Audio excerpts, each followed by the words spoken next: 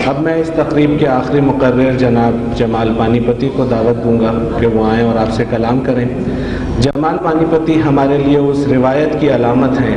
جس کی آبیاری پروفیسر حسن عسکری اور سلیم احمد کے ہاتھوں ہوئی۔ قابل احترام دانشور، شاعر اور نقاد جمال پانی پتی۔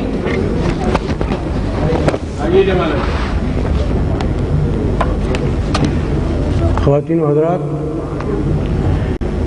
احمد جاوید کے نہایت عالمانہ،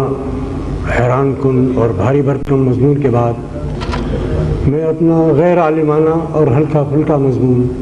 آپ کی خدمت میں پیش کرتا ہوں۔ یہ مضمون دراصل ایک طویل مضمون نہیں، میرے ایک طویل مضمون کی تلخیص ہے جو بہت جلد مکالمے میں آ رہا ہے، اور میری اطلاع کے مطابق مکالمہ ہفتے عشرے میں آ جائے گا، اصل مضمون وہاں دیکھا جا سکتا ہے۔ فی الحال سماعت فرمائیے۔ تلخیص، عنوان ہے غزل کی تہذیب کا شاعر۔ عورت کی طرح شاعری کا پتہ بھی چھونے سے چلتا ہے۔ اب یہ بات الگ ہے کہ بعض خوش عقیدہ لوگ مشاطاؤں اور نقادوں کے کہنے ہی کو براہ راست تجربے کا نعم البدل سمجھ لیں، مگر ایسے لوگوں پر نہ تو عورت ہی اپنا آپ کھولتی ہے نہ شاعری، مگر ایسے لوگوں پر نہ تو عورت ہی اپنا آپ کھولتی ہے نہ شاعری۔ پتہ نہیں اپنے پہلے شعری مجموعے عکس فریادی کی پیشکش کے وقت نصیر ترابی کے پیش نظر سلیم احمد کا یہ قول تھا یا نہیں، مگر اس نے جس طرح مشاطاؤں کو، معاف کیجیے، نقادوں کو عکس فریادی کے اطراف و جوانب سے 12 پتھر باہر رکھا، اس سے تو یہی ظاہر ہوتا ہے کہ اگر ایک طرف اسے اپنے لکھے ہوئے لفظ پر پورا اعتماد ہے تو دوسری طرف وہ اپنے پڑھنے والوں کے شعری ذوق کو بھی غیر معتبر نہیں سمجھتا۔ آج کل کے مقدمہ نویسوں، فلیپ نگاروں اور تقریباتی نقادوں کے ہاتھوں ادب و شعر اور اس کے وقار و اعتبار کی لٹیا بیچ بازار ڈوبتے دیکھ کر نصیر ترابی کا ان حضرات سے بدک جانا ناموس شعر کی نگہداری اور حفاظت کے حوالے سے یقیناً اس کی معاملہ فہمی کی دلیل بھی ہے اور اپنے لکھے ہوئے لفظ پر اس کے اعتماد کا اظہار بھی۔ علاوہ ازیں اپنے مجموعہ کلام کو فلیپ اور پیش لفظ جیسی سفارشی چٹھیوں کے بغیر منظر عام پر لانے سے قبل بھی نصیر کا اپنے آپ کو ادبی رسائل و جرائد سے، مشاعروں اور مشاعرہ بازوں سے، آرٹس کونسلوں، نیشنل سینٹروں اور 5 ستارہ ہوٹلوں میں منعقد ہونے والی نام نہاد ادبی تقریبات سے دور رکھنا بھی دراصل اس کے اسی مزاج کی خصوصیت کو ظاہر کرتا ہے جو ناموس شعر کی قیمت پر کوچے شہرت کی دریوزہ گری کو اپنے لیے کبھی روا نہیں رکھ سکتا۔ اپنی 32 سالہ تخلیقی زندگی کا حاصل صرف ایک شعری مجموعے کی صورت میں پیش کرنا ویسے تو نصیر کی کم گوئی اور کم سخنی ہی پر محمول کیا جائے گا، لیکن اس کم سخنی اور کم گوئی کا صلہ اسے ایک ایسے خوبصورت اور سراپا انتخاب مجموعے کی صورت میں ملا ہے جو اپنی غزلوں کے رنگ و آہنگ، آن بان اور سج دھج کے اعتبار سے جدید اردو غزل میں اپنی مثال آپ ہے، اس لیے کہ غزل کا جو مخصوص تہذیبی مزاج اور لب و لہجے کی جو تہذیبی سطح ہمیں نصیر کے ہاں ملتی ہے وہ دوسروں کے ہاں کمیاب ہے۔ وجہ یہ کہ دوسروں کے ہاں اچھی سے اچھی غزل میں بھی بعض اوقات ایسے شعر آ جاتے ہیں جو اپنے موضوع کے اعتبار سے خواہ کتنے ہی اہم ہوں مگر غزلیہ شاعری کے آہنگ اور غزل کے اس تہذیبی مزاج سے لگا نہیں کھاتے جس کی تربیت ہمیں اردو غزل کی 300 سالہ روایات کے اندر رہ کر حاصل ہوئی ہے۔ نصیر کی خوش قسمتی سے اسے یہ تربیت اپنے ہی گھر کے علمی اور ادبی ماحول میں میسر آ گئی۔ اس کے والد گرامی علامہ رشید ترابی ایک جید عالم دین اور بے مثال خطیب ہونے کے ساتھ ساتھ ایک اچھے شاعر بھی تھے۔ شاخ مرجاں کے نام سے ان کا شعری مجموعہ کتابی صورت میں شائع شدہ موجود ہے۔ ان کے پاس اپنے وقت کے بڑے شعراء کی آمد و رفت تھی۔ گھر کے اندر اسی کے نامور اساتذہ اور ان کے اشعار پر، الفاظ کے در و بست پر اور شعر کے حسن و قبا پر، شعری لطافت و نزاکتوں پر گفتگو رہتی تھی۔ نصیر کی ابتدائی تربیت اپنے گھر کے اسی علمی اور ادبی ماحول میں ہوگی، اور اسی ماحول میں اسے غزلیہ شاعری کی روایت اور غزل کے تہذیبی اور لسانی مزاج سے شناسائی کے مواقع میسر آئے۔ پھر یہ نکتہ بھی اس نے اپنے والد گرامی ہی سے سیکھا کہ اچھی غزل کہنے کے لیے فارسی شاعری کا مطالعہ بھی ضروری ہے۔ چنانچہ اردو کے ساتھ ساتھ فارسی شاعری کی روایت کو بھی اس نے اپنے اندر جذب کر کے اس سے اپنے شعری مزاج اور ذوق کی تشکیل و تعمیر کا کام لیا۔ غرض یہ کہ نصیر کے ادبی اور شعری مزاج کی نشو و نما ایک ایسے علمی اور ادبی ماحول میں ہوئی جس کا تعلق غزل کے تہذیبی اور لسانی پس منظر سے ہنوز منقطع نہیں ہوا تھا۔ اس ماحول نے اسے غزل کی تہذیب کا ادا شناس بنا کر یہ بات اس کے تخلیقی وجدان میں اتار دی کہ غزل محض ایک صنف سخن ہی نہیں، ہمارے تہذیبی مزاج کی ترجمان بھی ہے۔ بلکہ رشید احمد صدیقی کے الفاظ مستعار لے کر یوں کہا جائے تو زیادہ صحیح ہے کہ ہماری تہذیب غزل میں اور غزل ہماری تہذیب کے سانچے میں ڈھلی ہے۔ غزل کی روایت، غزل کی تہذیب اور غزل کی تہذیبی مزاج کی باتیں ممکن ہے آج ہم میں سے بہت سوں کے لیے کوئی خاص معنی نہ رکھتی ہوں، اس لیے کہ تہذیبی شکست و ریخت کے اس زمانے میں غزل کا رشتہ اس تہذیب اور تہذیبی اقدار کے اس نظام سے باقی نہیں رہا جس نے غزل کو پیدا کیا اور پروان چڑھایا تھا۔ یہ رشتہ ایک ایسے زمانے میں برقرار رہ بھی کہاں سکتا تھا جب خود وہ تہذیب ہی دم توڑ چکی ہو جس نے غزل کو پیدا کیا تھا۔ وہ تو یہ کہیے کہ غزل ہے ہی کچھ ایسی کٹر اور سخت جان صنف سخن کہ حالی اور عظمت اللہ خاں کے وقت سے لے کر آج تک ہر طرح کے سرد و گرم کو جھیلتی ہوئی اور ہر زمانے کے بدلتے ہوئے انداز و اطوار کو اپنے اندر سموتی ہوئی اپنے آپ کو اور اپنی مخصوص انفرادیت کو برقرار رکھتی چلی آ رہی ہے۔ اس کے باوجود سلیم احمد کے لاکھ کودے کوئی ٹانگوں میں دبا کر موصل سے لے کر ظفر اقبال کے ترمال تو لے اڑے لفنٹے تک اور وہاں سے لے کر آج تک جدید غزل کے بعض رجحانات ایسے ہیں جنہیں دیکھ کر کوئی ایسا شخص بھی جو ہمارے معاشرے کی موجودہ صورتحال سے ناواقف محض ہو بآسانی بتا سکتا ہے کہ یہ غزل ایک تہذیب سے عاری، بے روح اور بے کلچر معاشرے کی پیداوار ہے۔ ایسے حالات میں ناصر کاظمی اور عزیز حامد مدنی جیسے شعراء کا یہ کارنامہ میرے نزدیک ایک تہذیبی اور تخلیقی جہاد سے کسی طرح کم نہیں کہ انہوں نے غزل کے تہذیبی مزاج، رکھ رکھاؤ اور لب و لہجے کی شائستگی کو برقرار رکھتے ہوئے غزل بھی قدر اول کی کہہ کر دکھائی۔ ناصر کاظمی نے کم اور مدنی نے زیادہ۔ میرے نزدیک نصیر ترابی کی غزل بھی اسی سلسلے کی ایک کڑی ہے۔ ناصر کاظمی اور مدنی کی طرح نصیر کا اختصاص بھی یہی ہے کہ اس نے غزل کے تہذیبی مزاج اور معیار کو برقرار رکھتے ہوئے ایسی غزل کہنے میں کامیابی حاصل کی جو ہر قسم کی ناہمواریوں اور بے اعتدالیوں سے پاک، شروع سے لے کر آخر تک سراپا انتخاب اور ایک رچے ہوئے تہذیبی شعور و احساس کی دین ہے۔ ایک ایسے زمانے میں جب ہمارے شعراء بالعموم فارسی زبان اور شعر و ادب کی روایت سے بڑی حد تک دور ہو چکے ہوں،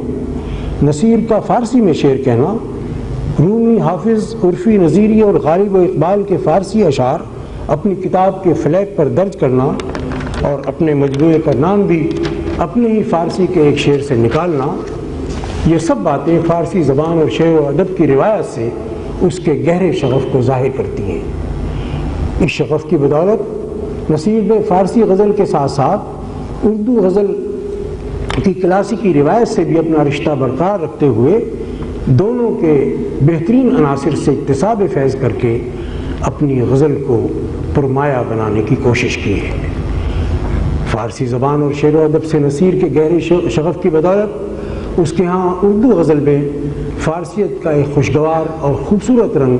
کہیں اس کی ترکیب سازی اور پیکر تراشی میں اپنی جھلک دکھاتا ہے اور کہیں خوبصورت تشبیہوں اور استعاروں کی صورت میں ہمارے دامن دل کو کھینچتا ہے۔ اس کے پیرائے اظہار کی تازگی اور انداز بیان کی شگفتگی بھی بہت کچھ اسی چیز کی مرہون منت ہے جس کی بدولت وہ اپنے جذبات و احساسات کو خوش رنگ اور تازہ کار لفظی پیکروں اور تشبیہوں کا پیرہن عطا کر کے انہیں کچھ اس سجدھج کے ساتھ پیش کر کہ بے اختیار داد دینے کو جی چاہتا ہے۔ اردو میں فارسی کی ہلکی سی آمیزش سے اس کے ہاں خوبصورت تشبیہوں، نادر ترکیبوں اور لفظی پیکروں کے ساتھ غزل کا جو طرز سخن اور پیرائے اظہار ملتا ہے، اس کے حوالے سے اس کا سلسلہ فیض اور حسرت سے ہوتا ہوا غالب تک پہنچتا ہے، مگر اپنے مزاج اور غزل کی داخلی کیفیت کے اعتبار سے وہ غالب کی بجائے میر کے اس قبیلے کا فرد ہے جس کے لیے نظیری نے کہا تھا کہ کسے کہ کشتہ نشد اس قبیلہ مانی۔ یوں اس کی غزل پر دور و نزدیک سے پرچھائیاں تو سودا، مومن، شاد، یگانہ، فیض اور مدنی جیسے شعراء کی بھی پڑتی ہیں، مگر میر کا اثر اوروں کی نسبت نمایاں ہے۔ چنانچہ اس نے اپنی ایک غزل میں میر کو میر عشق پیشہ اور اپنے آپ کو نصیر کہا ہے، بلکہ اپنے اور میر کے درمیان چند مشترک خصوصیات کی نشاندہی کی غرض سے ایک پوری غزل ایسی بھی کہی جس کے تقریباً ہر شعر اپنے آپ کو میر کی کسی نہ کسی خصوصیت میں شریک قرار دیا۔ اب یہ تو ممکن ہے کہ نصیر نے اس غزل میں جن جن خصوصیات کو میر سے منسوب کیا ہے ان میں سے بعض کا تعلق میر سے بس واجبی حصہ ہو اور اس نے خود اپنی مزاجی خصوصیات کو میر کا نام لے کر معتبر بنانے کی کوشش کی ہو، لیکن جہاں تک نصیر کی غزل کے بنیادی مزاج کا تعلق ہے، اس میں کوئی شک نہیں کہ اس کی دردمندی اور دل سوزی کا ایک رشتہ میر کی دردمندی اور دل سوزی سے ضرور ملتا ہے۔ یہاں میں آپ کی توجہ اس کی مذکورہ بالا غزل کے اس شعر کی طرف مبذول کرانا چاہوں گا جس میں اس نے اپنی اور میر کی ایک مشترک خصوصیت کو دل اور دلی کے حوالے سے یوں بیان کیا ہے کہ دلی سے بھی کچھ کم تو نہ تھا دل کا اجڑنا، ایک مکتب آزار رہے میر بھی ہم بھی۔ نصیر کے دل کے اجڑنے کا حال ہمیں نہیں معلوم، ہاں مگر میر کی شاعری دل اور دلی دونوں کے اجڑنے کی داستان ہے، اور دلی شہر تو اردو شاعری کی روایت میں اس تہذیب کا دل بھی تھا جس میں عشق ایک تہذیبی قدر کا درجہ حاصل کر چکا تھا۔ عشق کی اس تہذیب میں باپ بیٹوں کو نصیحت کرتے تھے کہ بیٹا عشق کیا کرو، سو بیٹے عشق کرتے تھے اور اس ٹھاٹ سے کرتے تھے کہ ان کی پوری ذات اور پوری زندگی اس کی لپیٹ میں آ جاتی تھی۔ وہ عشق کی روشنی میں چلتے تھے، عشق کی روشنی میں دیکھتے تھے اور عشق ہی کے حوالے سے زندگی، کائنات اور تمام انسانی رشتوں کو سمجھتے تھے۔ فراق صاحب نے جب یہ کہا کہ اردو غزل کا عاشق اپنے محبوب کو اپنی آنکھوں سے نہیں اپنی تہذیب کی آنکھوں سے دیکھتا ہے، اپنے ہاتھوں سے نہیں اپنی تہذیب کے ہاتھوں سے چھوتا ہے، تو ان کا اشارہ بھی دراصل عشق کی اسی تہذیبی معنویت کی طرف تھا جس نے اسے ایک انفرادی جذبے کی سطح سے اونچا اٹھا کر ایک پورے عہد کی بینائی بنا دی۔ مگر میر کے لیے میر کے لیے دل اور دلی دونوں کے اجڑنے کے ایک ہی معنی تھے، اس لیے کہ ان کے ہاں دل عشق کا گھر تھا اور دلی عشق کی تہذیب کا دل، جس میں عشق ایک پورے عہد کی بینائی بن کر تہذیبی قدر کا درجہ حاصل کر چکا تھا۔ اس لیے ان دونوں کا اجڑنا ان کے نزدیک عشق ہی کا اجڑنا تھا، سو دل اور دلی دونوں کا غم ان کے ہاں ایک ہی غم بن گیا،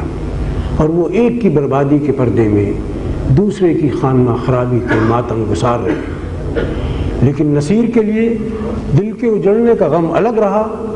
اور شہر کے اجڑنے کا غم الگ، یہ دونوں غم اس کے ہاں مل کر میر کی طرح ایک غم نہ بن سکے، بن بھی نہیں سکتے تھے۔ پھر اوپر سے ایک حادثہ یہ ہوا کہ میر سے نصیر تک آتے آتے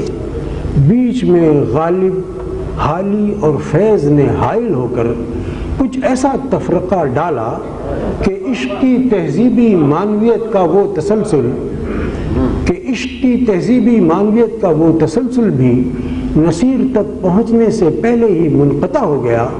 جو اس جذبے کو ایک پورے عہد کی بینائی بنا کر ایک تہذیبی قدر کا درجہ دے سکتا تھا۔ عشق کی اس تہذیبی معنویت میں پہلا رکھنا، عشق کی اس تہذیبی معنویت میں پہلا تو خود غالب ہی نے عشق کو دماغ کا خلل قرار دے کر ڈالا، مگر خیر وہ تو پھر بھی عشق کو درد کی دوا اور درد لا دوا ہی سمجھتے رہے، مگر حالی پر تو سر سید کے ساتھ ساتھ مغرب سے آئی ہوئی اقلیت کا کچھ ایسا پڑا کہ انہیں عشق کی واردات میں خسارے کے سوا کچھ اور نظر نہ آیا، سو انہوں نے فرزندان قوم کو عشق کے دھوکے میں نہ آنے کی تلقین کرتے ہوئے اصلاحی شاعری اور قومی خدمت کے کام پر لگے، اور 4 دن عشق کے موضوع سخن سے جی بہلا کر اور بھی غم ہے زمانے میں محبت کے سوا کے عذر کے ساتھ یہ کہتے ہوئے عشق سے مستعفی ہوئے کہ مجھ سے پہلی سی محبت نہیں۔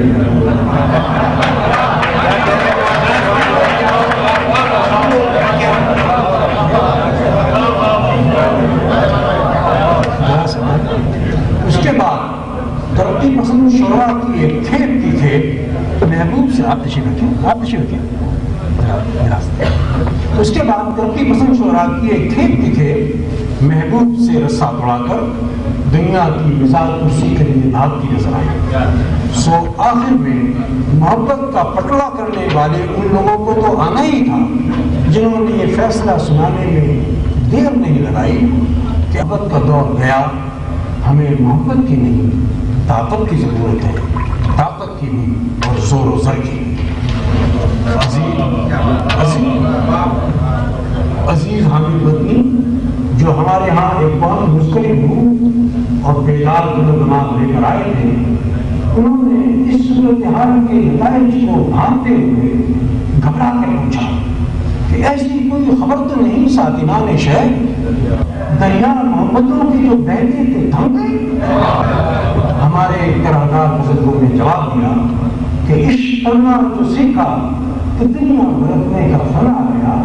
کاروبار جنوب آ گیا ہے تو کارے جہاں ہے۔ ایک دوسرے شاعر نے بھی کسی ایج پیج کے بغیر صاف لفظوں میں اعتراف کر دیا کہ یوں ہے کہ تعاقب میں ہے آسائش دنیا، یوں ہے کہ محبت سے مکر جائیں گے تھے۔ سو ایک طرف تو محبت سے مکرنے اور طاقت کے بل پر لوگوں سے نیا رشتہ قائم کرنے کا نتیجہ تشدد، جارحیت اور قتل و غارت گری کی صورت میں برآمد ہوا، اور دوسری طرف زر کی محبت نے تمام انسانی رشتوں میں زہر کھول دیا۔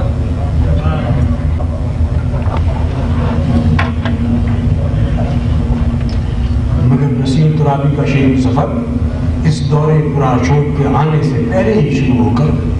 قبولیت و یہاں پر گامزن ہو چکا تھا۔ یہ اس وقت کی بات ہے جب کراچی روشنیوں کا شہر کہلاتا تھا، اور نصیر جیسے کتنے ہی سرفرے نوجوان اپنے دوسرے ہم اور قدرے سینئر دوستوں کے ساتھ اس جاگتے جگمگاتے شہر کی روشنیوں میں اپنی تہذیب جان کی روشنی کو شامل کر کے اس شہر کو بھی ایک دلی شہر کی طرح ایک ایسی تہذیب کا دل بنانا چاہتے تھے جس میں عشق کی روشنی پورے عہد کے لیے مشعل راہ بن سکے۔ ادھر ناصر کاظمی بھی اپنی شاعری کے ابتدائی دور میں ہجرت کے علیموں سے گزر کر جلتے ہوئے شہروں اور سلگتی ہوئی بستیوں کا